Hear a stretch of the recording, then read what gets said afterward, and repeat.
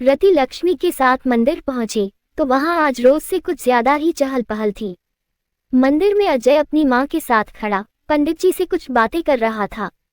बिटिया तू मंदिर में जा, मैं जरा देखाऊं कि भंडारे का प्रसाद तैयार हुआ या नहीं, लक्ष्मी बोली। रति ने मुस्कुराते हुए हाँ में सिर हिला दिया तो वो वहां से चली गई। उनके जाते ही रति ने शिवजी के सामने हाथ जोड़े और मंदिर की सीढ़ियों को छूकर मंदिर के अंदर आई।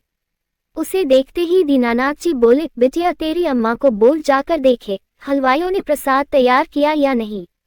आरती के पहले भगवान को भोग लगाना है।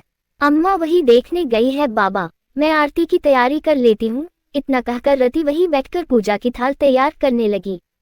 अजय और सुमित्रा दोनों ही उसे देख रहे थे।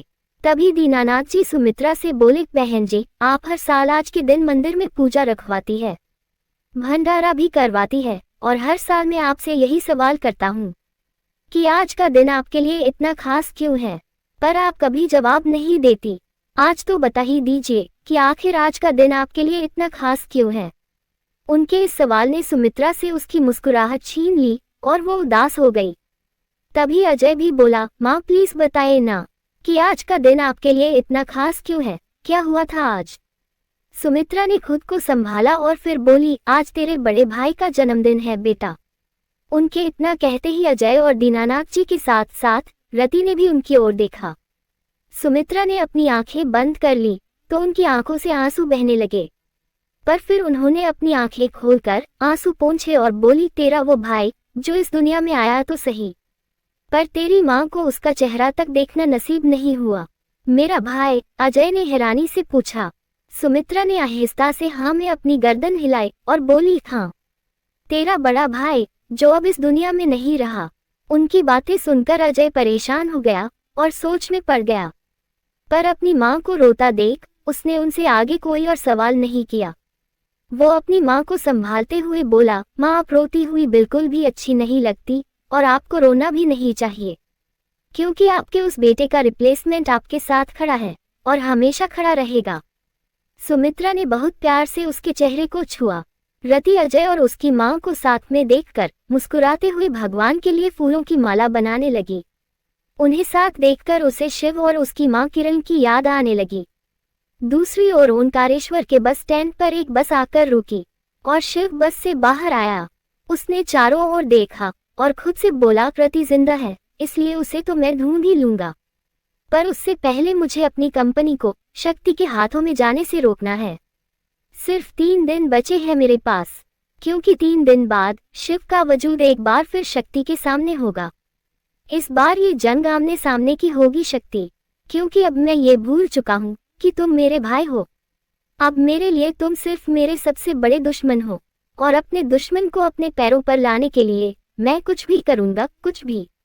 शिव ने इतना कहकर अपना वॉलेट चेक किया तो उसने कुछ रुपए थे। उसे याद आया कि उस रात हॉस्पिटल से बाहर निकलकर उसने सबसे पहले अपनी अंगूठी बेची थी।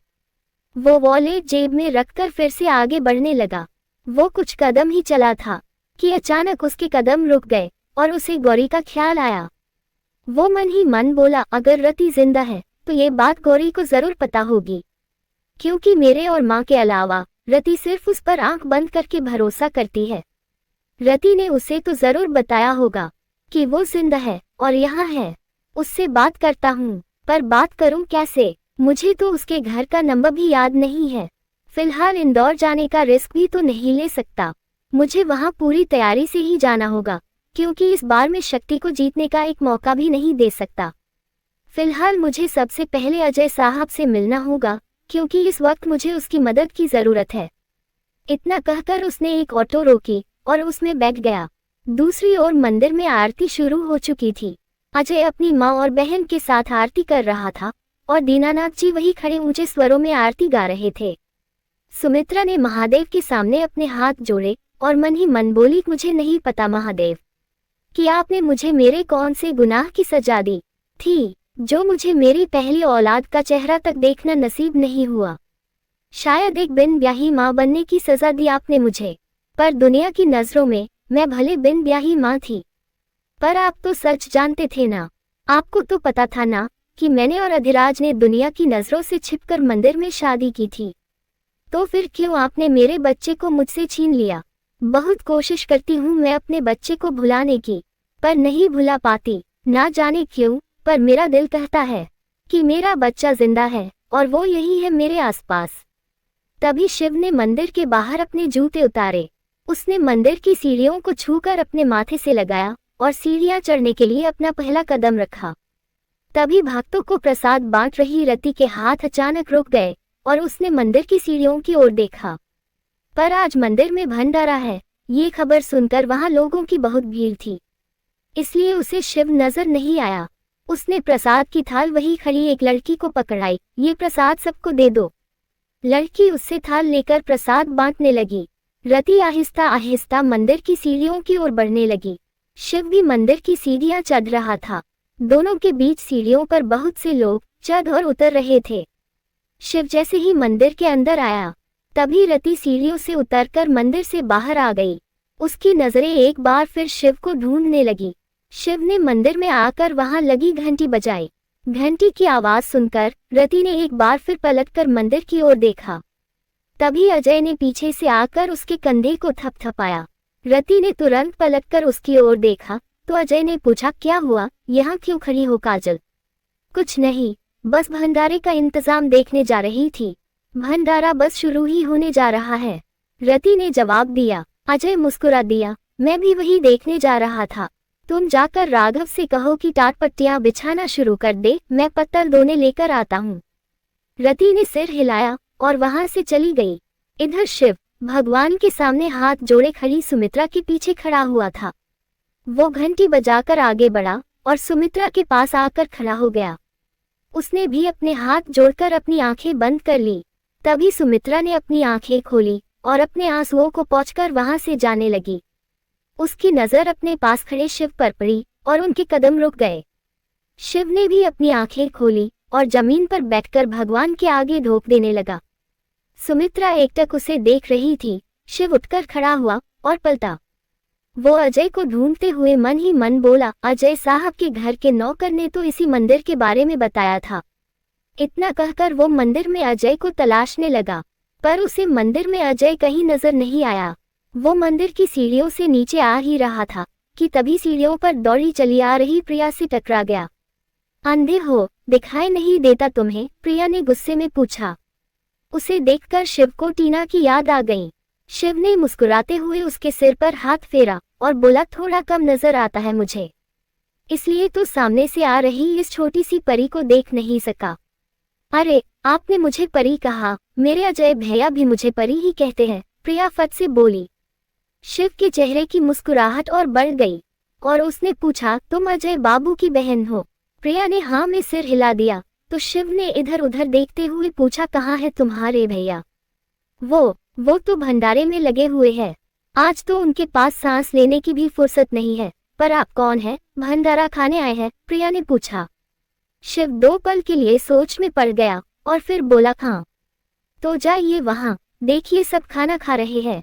हलवा पूरी, चने आलू की सब्जी, नुक्ती, सब कुछ बना है। मैंने तो खा भी लिया। इतने लोग भंडारे में आते हैं, कभी खत्म हो जाता तो, इसलिए मैंने पहली पंगत में ही खा लिया। आप भी जल्दी से खा लीजिए। प्रिया की बातें सुनकर शिव के चेहरे की मुस्कुराहट और बढ़ गई। वो प्रिया के सिर पर हाथ फेरकर बोला, खा लूंगा, थैंक यू। प्रिया ने सर हिलाया और दौड़ती हुई अपनी माँ के पास चली गई। शिव ने पलटकर उसे देखा तो प्रिया सुमित्रा से कुछ बात कर रही थी, पर सुमित्रा की नजरें शिव को ही देख रही थी। शिव पलटकर वहां से चला गया। वो उस जगह पहुंचा जहां लोग खाना खा रहे थे। उसकी नजरें अजय को तलाशने लगी। उसके ठीक पास ही रति सबको पूड़ियां परोस रही थी, पर उसने रति को नहीं देखा और आगे बढ़कर अजय को ढूंढने लगा। तभी उसे अजय एक आदमी से बातें करते हुए नजर आया।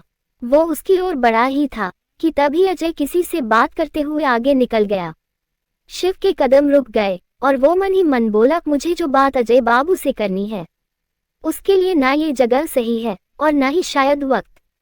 कल सुबह ही बात करनी होगी अजय साहब से। इतना कहकर शिव वहां से जाने लगा, पर तभी उसकी नजर कुछ बच्चों पर पड़ी जो वहां पकड़म पकड़ाई खेल रहे थे। दौड़ते हुए वो सीढ़ियों से नीचे आ रही सुमित्रा से टकरा गए और वो गिरने लगी। पर तभी शिव ने दौड़कर उन्हें पकड़ लिया। सुमित्रा ने नजरें उठाकर उसकी ओर देखा और उसके चेहरे को छूकर बोली, शुक्रिया बेटा। आपको चोट तो नहीं लगी? शिव ने पूछा।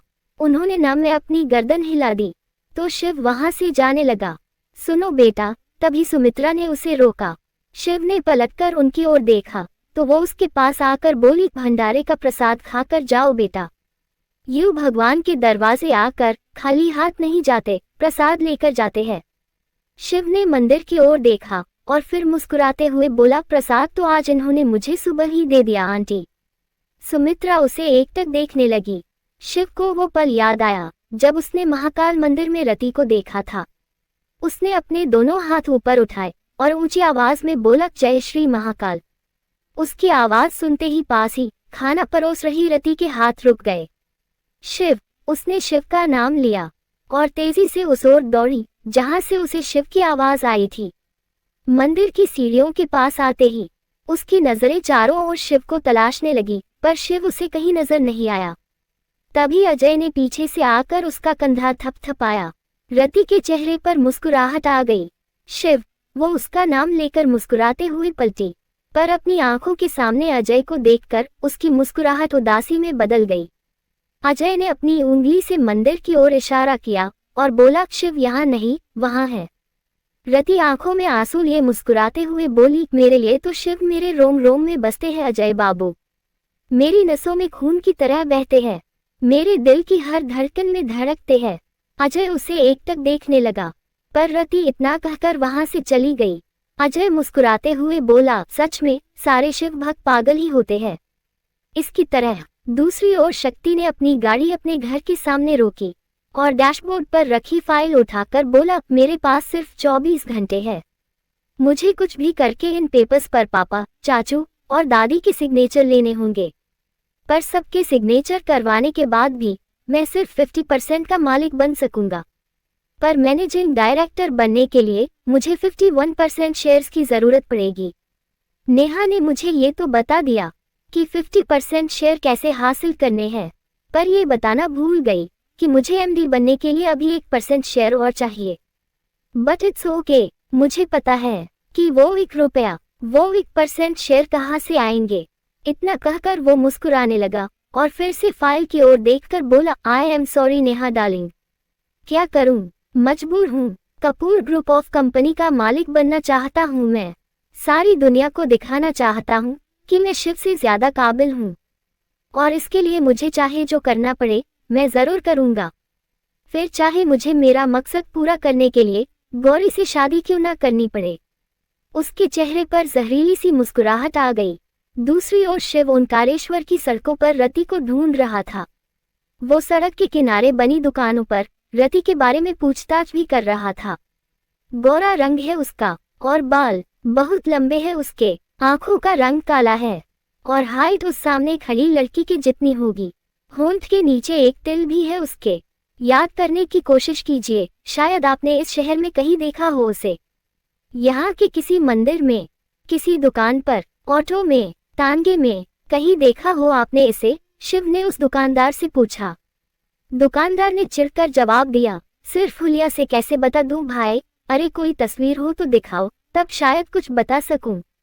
उसकी तस्वीर तो मेरे दिल पर छपी हुई है, काश तुम्हें अपना दिल चीर कर दिखा सकता, शिव मन ही मन बोला। तभी वो दुकानदार फिर से बोला, देखो भाई, ऐसे तुम्हें तुम्हारी पत्नी नहीं मिलने वाली है। पुलिस स्टेशन में जाकर उसकी तस्वीर दो या अखबार में इश्तिहार छपवाओ, तब शायद मिल जाए। शिव ने आंखें बंद करके खुद को संभाला और बोला, शुक्रिया। इतना कहकर वो वहां से चला गया। रात के करीब 12 बजे तक वो रति को तलाशता रहा और फिर नर्मदा नदी के एक घाट पर आ पहुंचा। वो नदी की ओर देखते हुए वहां घाट पर बनी सीढ़ियों पर बैठ गया। आसमान में उसे हजारों तारे नजर आ रहे थे। उन्हें देखकर उसे एक बार फिर रति की याद आने लगी। उसे याद आया कि वो लास्ट टाइम रति के साथ यहाँ आया था। उसके चेहरे पर मुस्कुराहट आ गई। लेखिका कविता वर्मा। अगर आपको मेरी लिखी कहानियाँ पसंद आ रही है और आप इस कहानी को आगे भी पढ़ना और सुनना चाहते हैं तो मेरे चैनल को लाइक करें, शेयर करें और आज ही सब्सक्राइब भी करें। Thank you for watching this video.